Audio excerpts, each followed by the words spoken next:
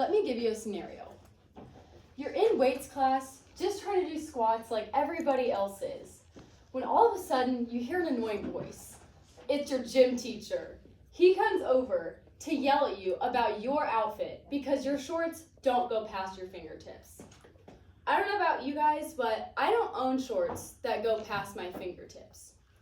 And while you're getting yelled at and berated for your outfit, taking you away from your class time, you see your classmate, this guy, wearing a tank top with his whole chest out, armpits out. He's wearing only Axe body spray. Sounds unfair, right? That's because it is. It's unfair to women. This is a blatant example of how our CHS dress code targets women and goes against Title IX. Today, I'm going to be taking you through our own CHS dress code, Title IX, and why our dress code needs to change. To change our dress code to make it more equal, we have to understand the problem with our own dress code. I'll start with point 6. Click the wrong button. This says suggestive or offensive clothing will not be allowed. This will include underclothes worn as outer clothes, short waist shirts, short shorts, pants with excessive cuts or tears, tank tops that expose undergarments, etc. This sentence alone undermines women's worth. According to V. Ocha's 2023 article, School Dress Codes, Title IX, and the Equal Rights Amendment, which was published by Era Coalition, the emphasis on modesty and covering up can inadvertently send the message that a student's worth or professionalism is determined by their attire. This is shown with words like suggestive or offensive. This already sends women the message that just by wearing shorts that may not extend past your fingertips or a tank top, that you're suggesting something. This can make women feel down and make them feel like there's something wrong with them. Women have dealt with this harmful language for years before us, which is why Title IX was created. Title IX is an equal rights amendment. It's a civil rights law to ensure equality in places like work, school, and in dress codes.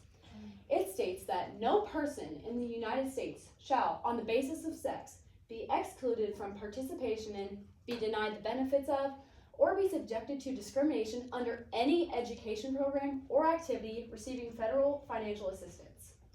Now, this is mostly used in spaces for women, but it says no person. This extends to men and women.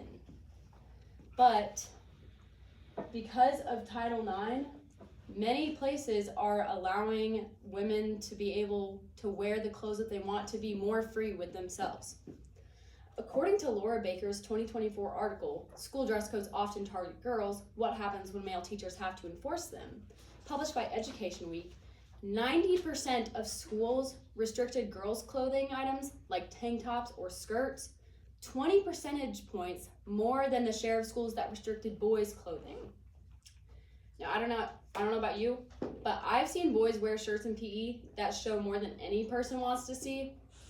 But I know what you're thinking, and I know what Ryan's thinking. It's too distracting. I'm gonna show you a picture. Please, try not to scream.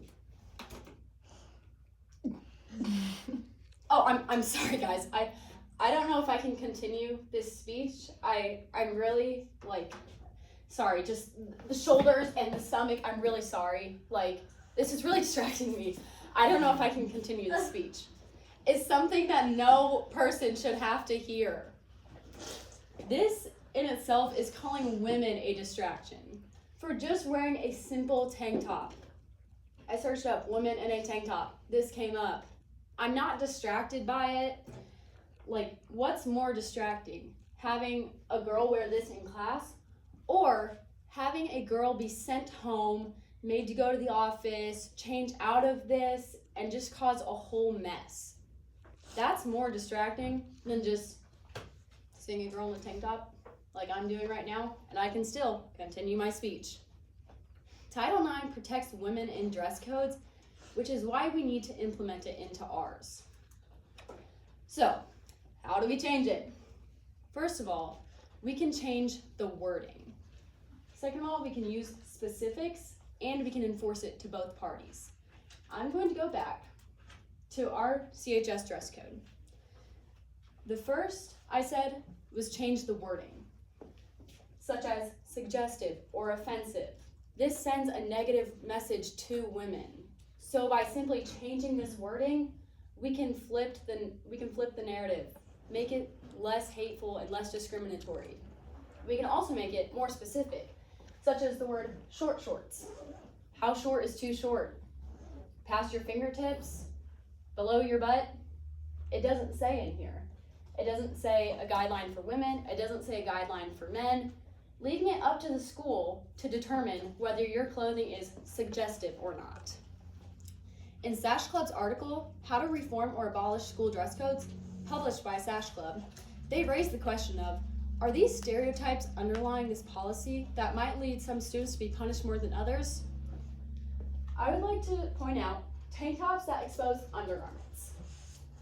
Men do not wear tank tops that expose undergarments because they don't wear undergarments under their tank tops. This is a rule that only applies to women. Why not just say tank tops that expose parts of the torso? Because this deliberately discriminates against women. As you can see, our dress code is less than perfect. It needs to change to ensure fair equality. Because while I'm here arguing for a fair dress code, that guy in weights still has his whole armpits out. Thank you.